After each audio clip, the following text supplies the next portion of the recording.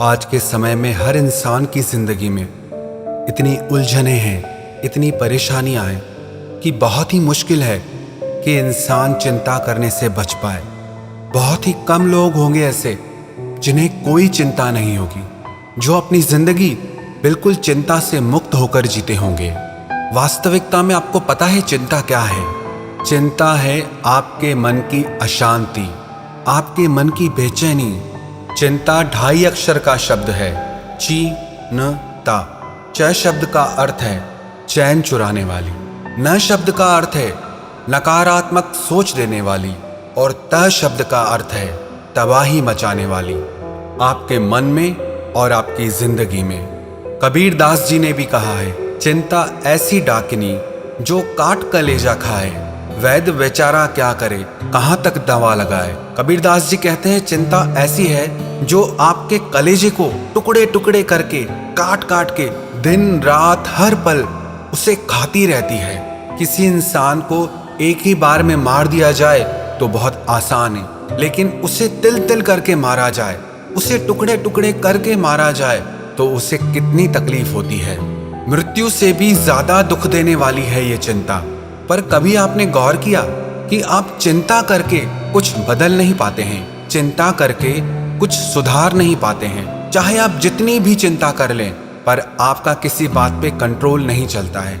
अगर आप हमेशा खुश रहना चाहते हैं, आप चाहते हैं कि आपका मन हर चिंता से मुक्त हो जाए, तो सबसे पहले तो आपको ये सोचना चाहिए कि आप जिस विषय में सोच रहे हैं, क्या चिंता करके आप उसे बदल सकते हैं? और यदि आप उसे चिंता करके नहीं बदल सकते तो चिंता करने से क्या फायदा?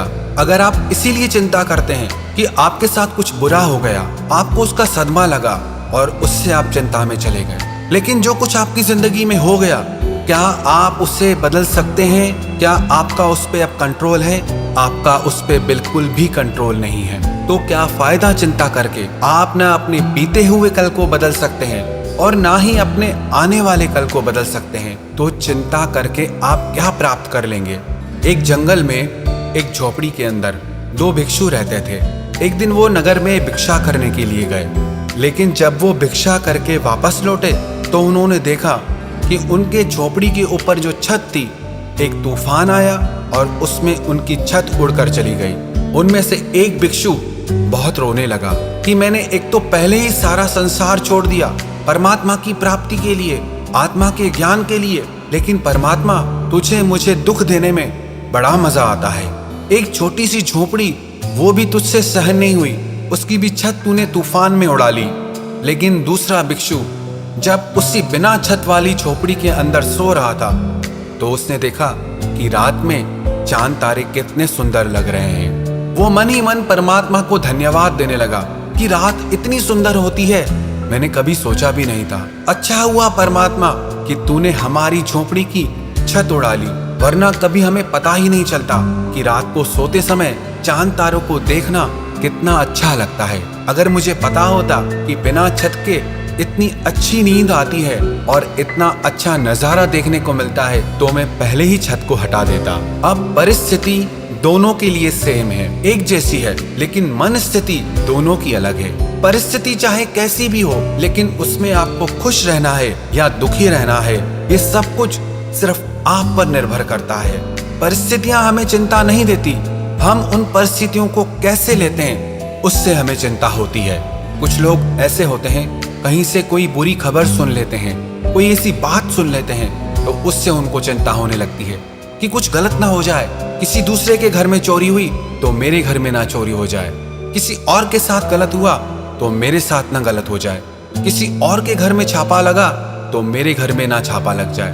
पता है, कई बार सोच सोच के ही आप उस नेगेटिविटी को अपने घर ले आते हैं। आपके घर में होती नहीं है, लेकिन सोच सोच के जो बात ना भी होने वाली हो ना, वो एक दिन सच में हो जाती है, क्योंकि आपने उसे सोच सोच के इतना आकर्षित किया कि वो आपकी जिंदगी में आ जाती है।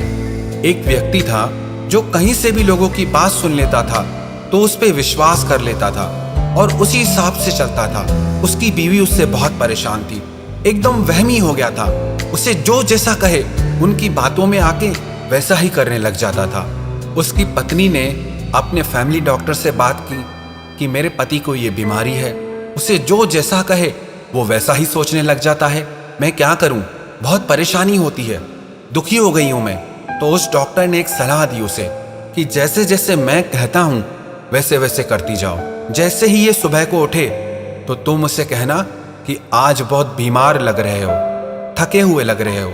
और यही बात नौकर को भी कहनी है, यही बात जो तुम्हारा वॉचमैन है उसे भी कहनी है, जो तुम्हारा ड्राइवर है उसे भी कहनी है। जब वो ऑफिस पहुंचे अपने तो वहां के लोग भी उसे वही बात कहें। तो उसकी पत्नी ने कहा ठीक है। जैसे ही वो व्यक्ति सुबह को उठा, वो उस दिन बहुत खुश था, लेकिन जैसे ही वो नींद से उठा तो उसकी पत्नी ने कहा क्या बात है, आज बहुत उदास लग रहे हो, थके हुए लग रहे हो, बीमार लग रहे हो।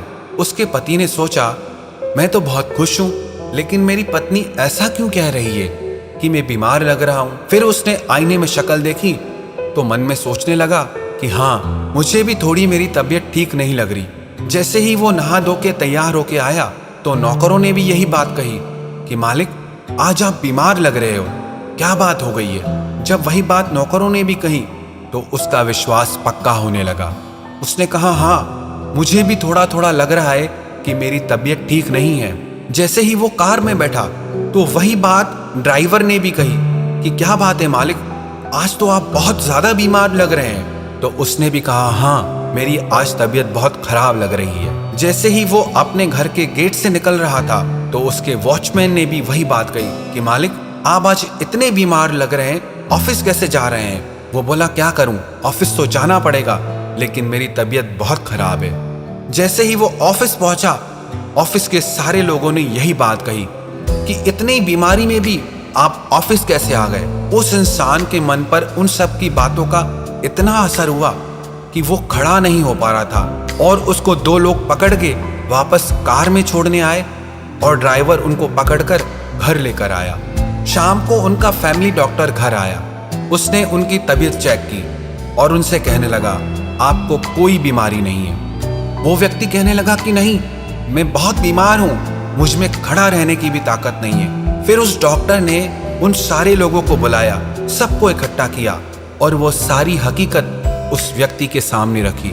जब उसने ये सारी बातें सुनी तो वो बहुत हैरान हो गया कि इन सब लोगों ने जो झूठ मेरे मन में डाला, मैंने उसे सच मान लिया। जो बातें मैं सुनता रहता हूँ उन्हें सच मान लेता हूँ और उसकी वजह से मैं हमेशा चिंता करता रहता हूँ और उसकी वजह से मैं हमेशा डरता रहता हूँ। और पता है ये कहानी किसकी है? ये कहानी हमारी है। हम भी बेवजह डरते हैं, हम भी बेवजह चिंता करते हैं। कुछ सुन लेते हैं तो डर जाते हैं, कुछ देख लेते हैं तो चिंता में पड़ जाते हैं। हमारा डर, हमारी चिंता सच नहीं है। अगर हम इतनी सी बात को समझ जाएं कि जिस बात के बारे में हम चिंता कर रहे हैं, इतना ज्यादा सोच रहे हैं, वो सच नहीं है, ना ही वो सच होने वाला है। जो हुआ ही नहीं है उसको सोच सोच के क्यों चिंता करना, और जो गुजर चुका है अब उसकी भी क्या चिंता करना। किसी भी परिस्थिति में चिंता आपकी जिंदगी में किसी भी प्रकार का लाभ नहीं दे सकती, किसी भी प्रकार की खुशी नहीं दे सकती।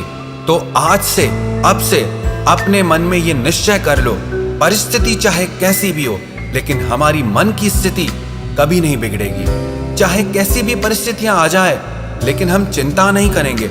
हम मन से हमेशा निश्चिंत और खुश रहेंगे।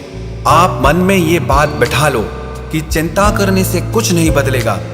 जो कुछ भी बदलेगा आपके कर्म करने से बदलेगा।